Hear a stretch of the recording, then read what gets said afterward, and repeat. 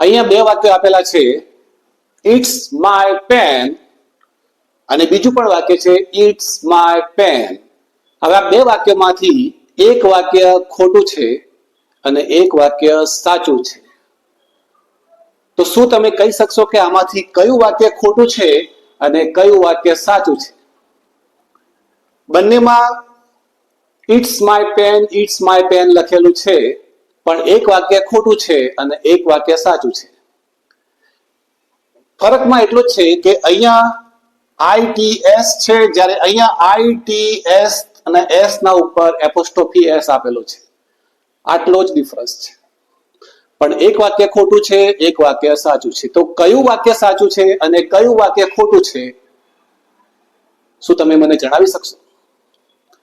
તો વિદ્યાર્થી મિત્રો, ઇટ્સ માય પેન આ વાક્ય ખોટું છે અને આ જે એપોસ્ટ્રોફી S વાળું ઇટ્સ છે આ વાક્ય સાચું છે. કેમ?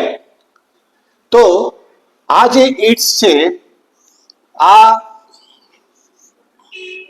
ઇટ ઇઝ નો ટૂંકું રૂપ છે. ઇટ ઇઝ ને આપણે શોર્ટમાં આ રીતે લખી શકીએ છીએ. ઇટ ઇઝ ને આપણે શોર્ટમાં આ રીતે લખી શકીએ નહીં. આ ઇટ ઇઝ નું શોર્ટ ફોર્મ છે ઇટ્સ. એપોસ્ટ્રોફી S વાળું જે ઇટ્સ છે એ ઇટ ઇઝ નું શોર્ટ ફોર્મ છે. આ ઇટ ઇઝ નું શોર્ટ ફોર્મ નથી. તો અંગ્રેજીમાં બે ઇટ્સ છે, આનો મતલબ થાય છે તેની, તેનું. અને આ જે ઇટ્સ છે એપોસ્ટ્રોફી S વાળું ઇટ્સ છે તેનો મતલબ થાય છે ઇટ ઇઝ. તો જ્યારે પણ જે પણ જગ્યાએ ઇટ ઇઝ આવે છે એ જગ્યાએ તમે આ લખી શકો છો. તમે આ લખી શકો નહીં. આ ઇટ ઇઝ નથી. તો આ જે ઇટ્સ છે તે માલિકી બતાવે છે. સપોઝ હું એમ કહું કે આઈ હેવ અ પેન.